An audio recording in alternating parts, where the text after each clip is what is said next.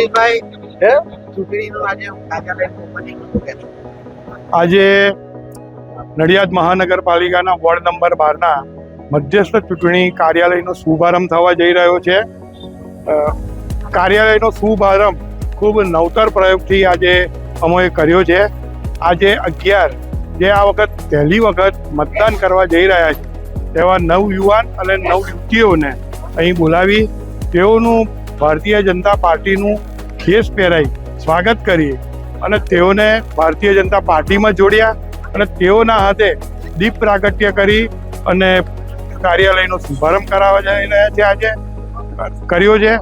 તો આવનારા સમયમાં વોર્ડ નંબર 12માં 4 ઉમેદવાર જેઓનું નિશાન કમળ છે તેઓને વોર્ડ નંબર 12માં ખૂબ જંગી બહુમતીથી જીતાડવામાં આવે અને તેઓને ખૂબ પ્રચંડ બહુમત સાંપડે એવી સૌ 12 નંબરના મતદારોને અપીલ કરું છું.